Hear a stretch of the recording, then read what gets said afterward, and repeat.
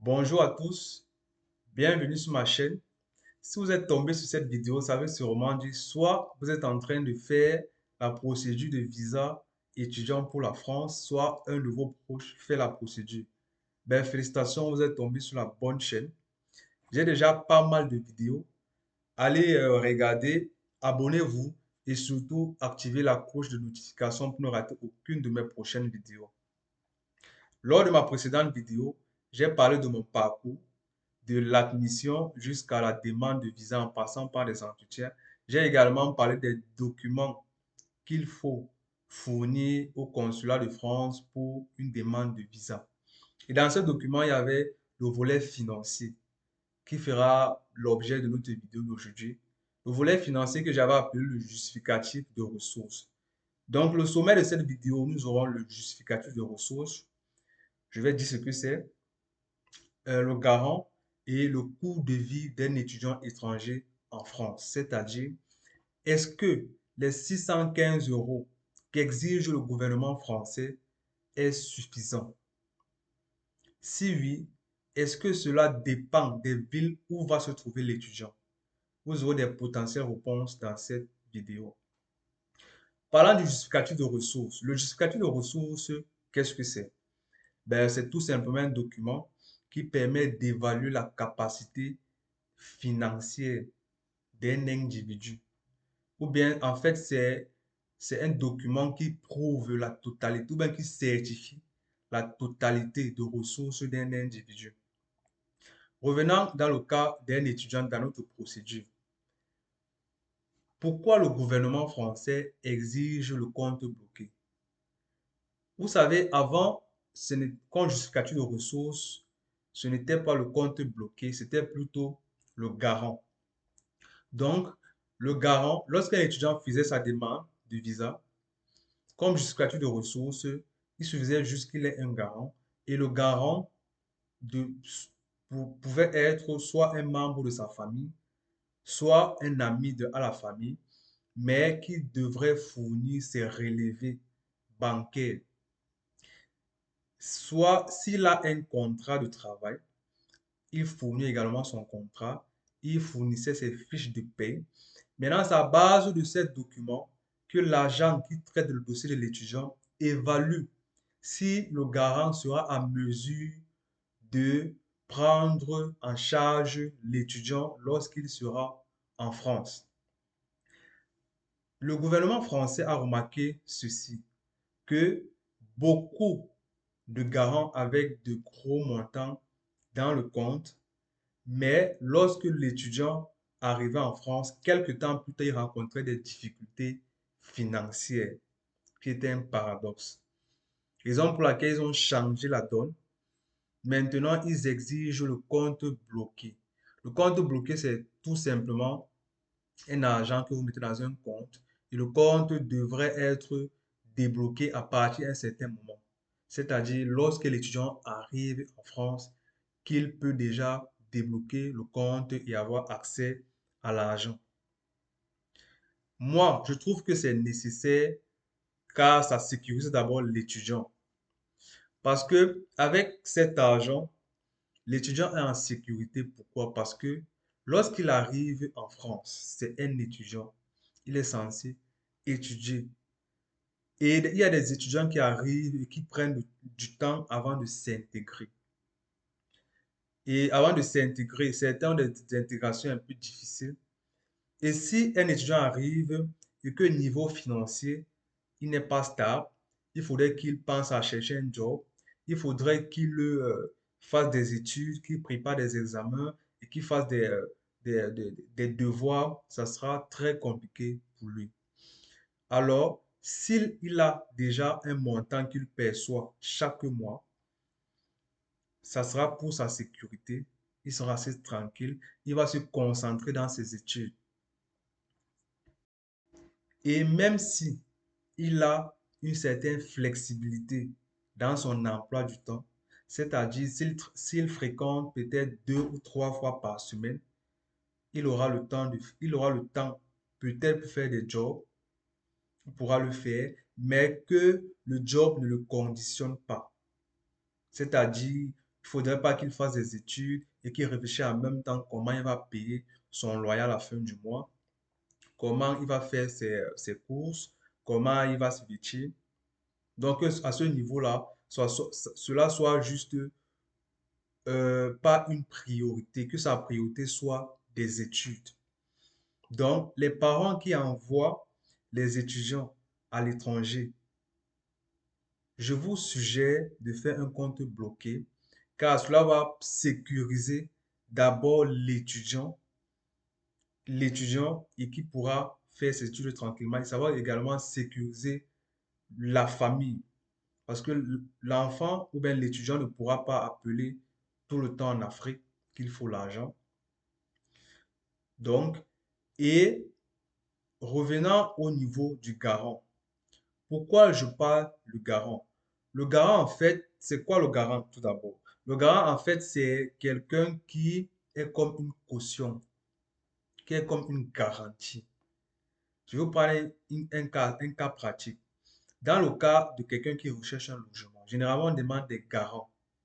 C'est-à-dire, le garant va se présenter comme celui qui, lorsque le locataire ne sera pas en mesure de payer le loyer, ça sera le garant qui va le faire. Donc, en ajoutant un garant dans votre dossier et qu'au préalable, vous avez un compte, vous avez un justificatif de reçu, un compte bloqué, vous ajoutez les documents de garant.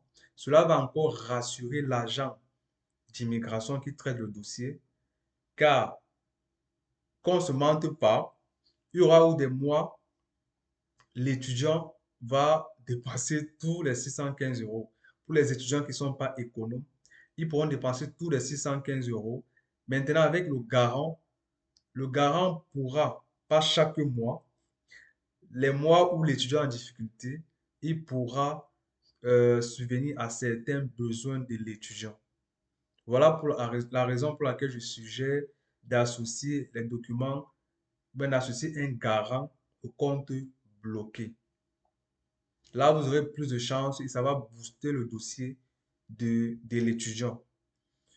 Maintenant, parlant du coût de vie en France, est-ce que les 615 euros qu'exige le gouvernement français, et je vous rappelle que les 615 euros, c'est le montant minimum mensuel, et il faudrait mettre un montant d'au moins un an qui fait 615 euros fois 12, qui fait 7 380 euros. Pour des parents qui sont en mesure de mettre plus de 615, c'est-à-dire 650 ou 700 ou 1000 euros mensuels, cela sera toujours bien pour le dossier. Mais si vous mettez en dessous, je ne vous suggère pas, faites des efforts, vous arrivez au minimum à 615 euros. Donc, revenant au coût de vie en France. Pour les étudiants qui vont arriver en France dans la ville de Paris, je vous conseille de bien faire des recherches parce que ça sera très très difficile pour ceux qui ont juste le compte bloqué, c'est-à-dire qui paient souvent juste 615 euros mensuels. Et Paris est réputé comme une ville très chère, surtout au niveau du logement. Les logements en France, cela dépend des périodes. Il y a des périodes où vous pouvez trouver des logements moins chers. Et quand il dit moins cher, ça peut être 400 euros. C'est très, très difficile de trouver des logements en dessous de 400. C'est possible, mais il faut beaucoup chercher parce qu'à Paris, il y a beaucoup de monde. Il y a la concurrence, il y a plein d'étudiants. Donc, pour trouver un logement en dessous de 400, c'est-à-dire 300, 350, c'est très difficile. Vous pouvez facilement trouver des logements à 500 euros, mais avec une très très petite superficie, à peu près 9 mètres carrés. Donc imaginez-vous 9 mètres carrés à 500 euros. Et pour l'étudiant qui a juste 615 euros mensuels, sachant que les transports à Paris coûtent également très cher. À Paris, il y a ce qu'on appelle le pass Navigo. Le pass Navigo, qui est en fait, c'est le titre de transport. Maintenant, pour l'étudiant qui veut prendre un abonnement mensuel, il pourra payer 85 euros. ajouté aux 500 euros. Donc, il aura au maximum 150 euros par là pour vivre. C'est-à-dire pour faire ses achats, pour se vêtir et peut-être pour se distraire. Donc, à Paris, 615 euros, c'est assez, disons, c'est assez compliqué pour un étudiant, sauf si l'étudiant est assez économe. C'est-à-dire qu'il ne mange pas dans les restaurants. Ou bien s'il mange dans les restaurants pas de manière répétée, qu'il ait l'habitude de préparer chez lui. Dans les étudiants qui sont arrivés en France, je ne conseille pas à un étudiant d'aller manger dans les restaurants chaque fois. Dans les restaurants, c'est très cher.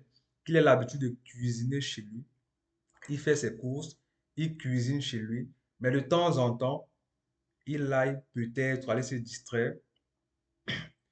C'est ça la vie à Paris.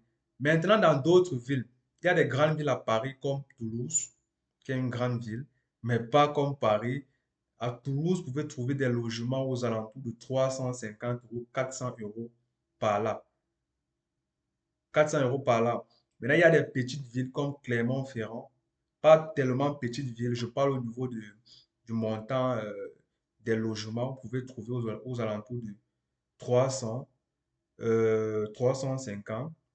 Pour ceux qui font la colocation, vous pouvez trouver à 276, 280, 290. Et les transports ne sont pas comme à Paris.